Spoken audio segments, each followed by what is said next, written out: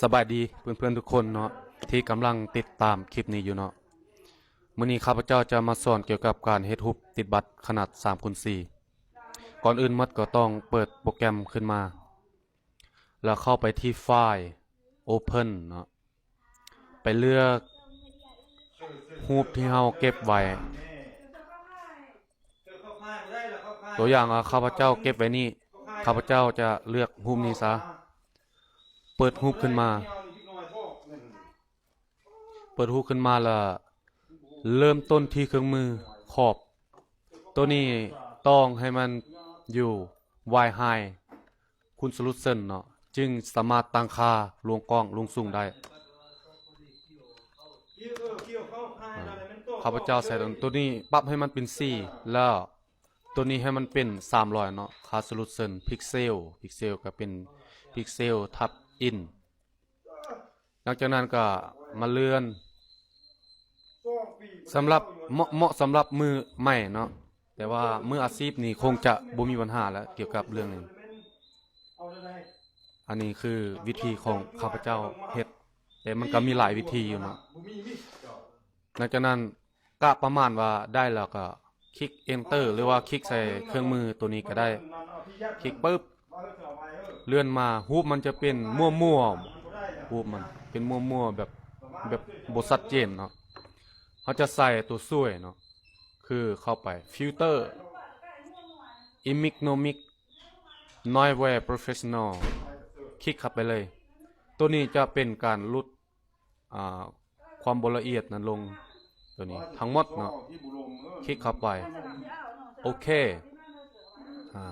มาซูมมองรูปเนาะมันจะลักษณะมันจะใส่ขึ้นตึงหรือว่าจะใส่พลักอินอีกตัวนึงช่วยก็ได้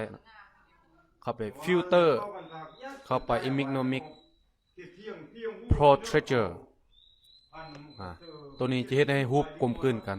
มันจะมีให้เลือกเนาะอยู่นี่ห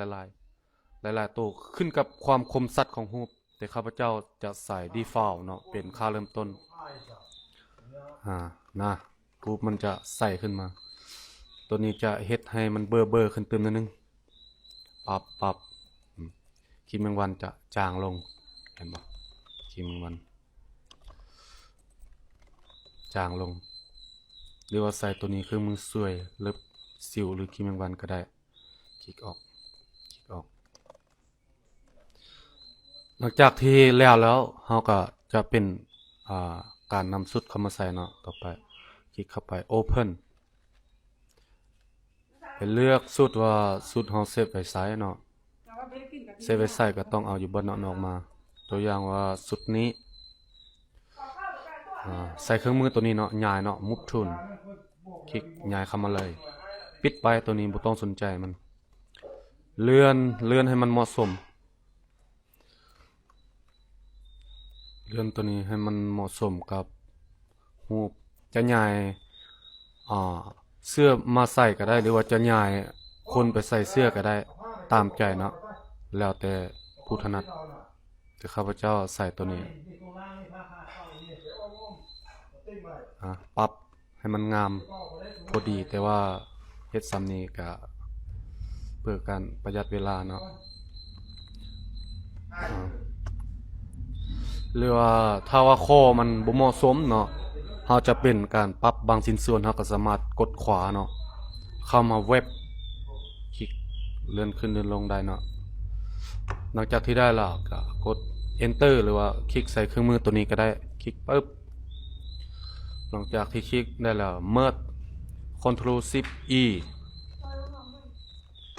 เราก็มาครอบอีกทีนึงเนาะเพื่อเป็นการตัดชิ้นส่วนตัวเก่าออกขอบเลื่อนย้ายเข้ามาเนาะคลิกตัวนี้ลงกาว่าได้แล้วก็กด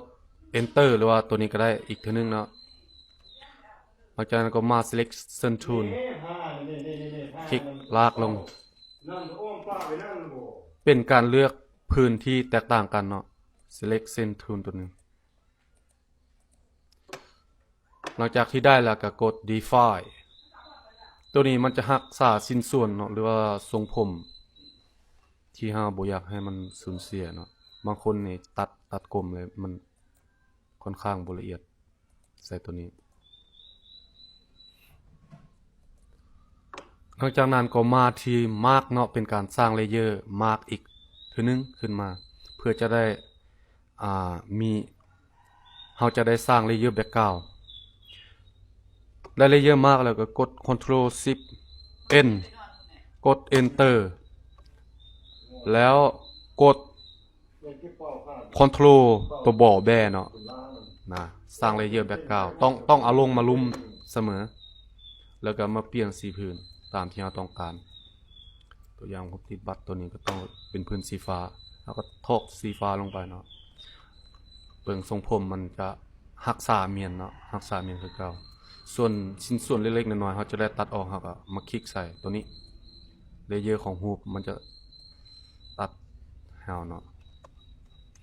สมมุติว่าได้แล้วเนี่ยเราก็ต้องเลยเมิด Ctrl Shift E แล้วก็มาที่เครื่องมือเบอร์เนาะเฮ็ดให้มันกลมกลืนอีกทีนึงให้รูปกลมกลืนหลังจากนั้นก็มากด F2 เนาะซึ่ง F2 นี่ข้าพเจ้าตั้งค่า Action เมียน